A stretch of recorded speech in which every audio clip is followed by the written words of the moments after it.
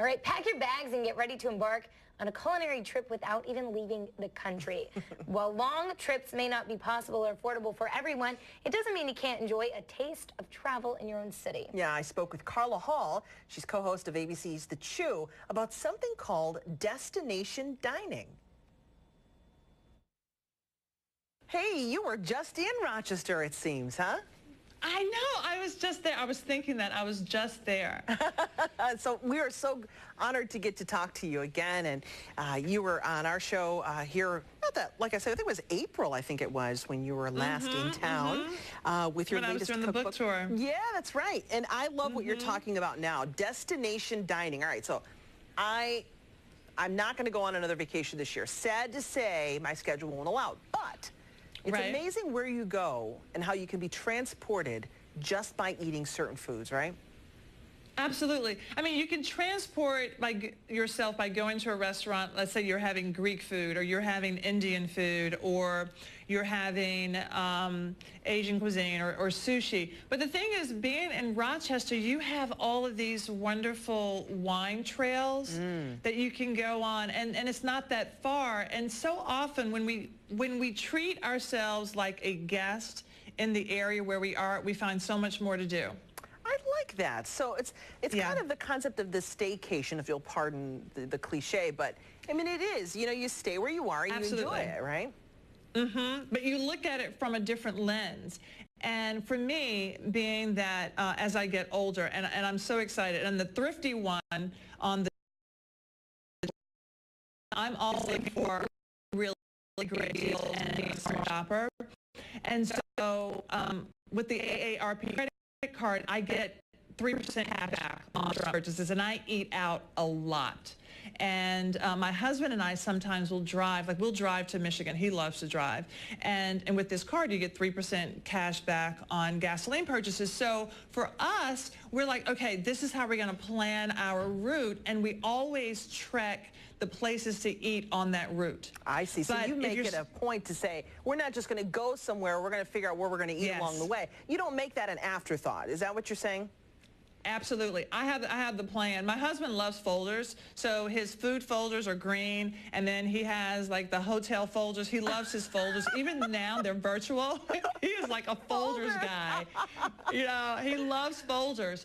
But I love destination eating. And, you know, with the wine trails, there are all of these wonderful restaurants. Where there's wine, there's food. Yeah. And I think there are over 60 now. Aren't there over 60 wineries like in the Finger Lakes region? I would not be surprised. And there's so many, and there's the different lakes, you know, so there's the different wine trails. But you are right about some of the best restaurants I've ever been to have been along a wine trail. And so again, you're saying, don't just say, you know, because think about it. We get so used to going to the same place all the time, all the time. That's it. You're saying, look, branch out a little bit and see something else. Go to one of the lakes and try one of the wineries and the restaurants that are nearby. But you know, I love Indian food. There's all kinds of Indian restaurants in Rochester. You're saying, so think differently a little bit, not just the same place.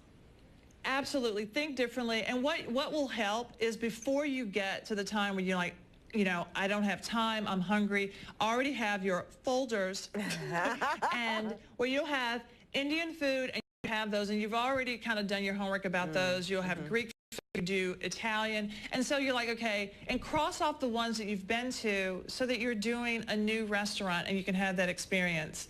And make it a favorite for later. What are your must-haves for a restaurant? I mean, when you're doing your research or when you do go there, what are you looking for that lets you know this is a good place?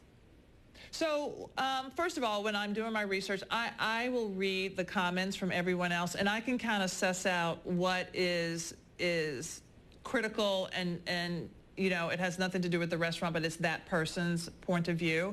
I look for, when I go there, I look for clean bathrooms, really great bread, great coffee and tea. Like if they have a tea program, because I don't drink, I will oftentimes get tea paired with my courses. which is a different way to look at it. And you can sometimes have like a green tea or something in a wine glass because it's not as hot as black tea.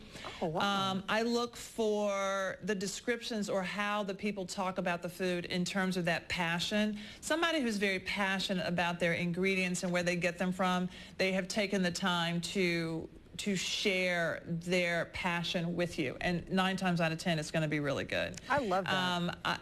You know, it's like a line of passion. The people who grow the food are passionate. The people who make the food are passionate. And then you're eating it, you're very passionate. It's just like this line of passion. And then and I think when you taste food that has been lovingly made and thoughtfully prepared, it makes a big difference in your experience. I'll never forget the one time I went to this restaurant and I had a cake, a pear cake. It was a pear tart, excuse me.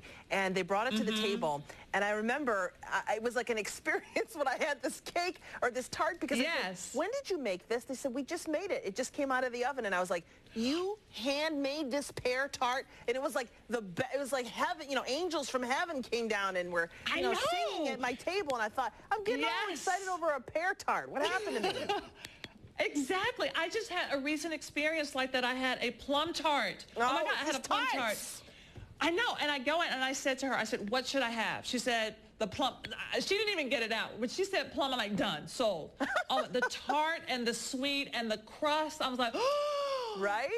Yes. Yeah, that's what you want. That is the ideal experience.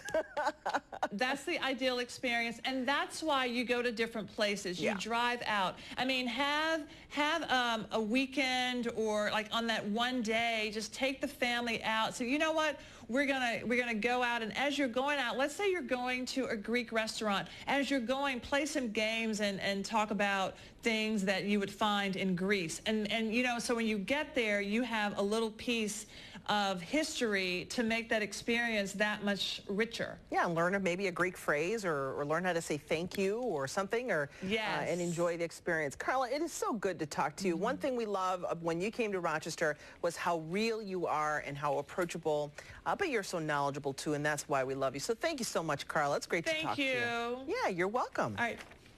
Take care. Bye-bye. She is a ball of energy. I love her. She is fun. I love her. I was saying, I've always watched pieces of the Chew, and it looks like so much fun. It is. They all look like they're You'd be surprised the stuff you can pick up, cooking advice you can pick up from those shows. I mean, a lot of times you see that stuff and you think, oh, what am I going to, you know, get from that? They're pros. You know? But you can. My mother watches them too, so I go to see Lucy sometimes and she's watching the Chew. The Chew. I want to meet Lucy. You always talk about her.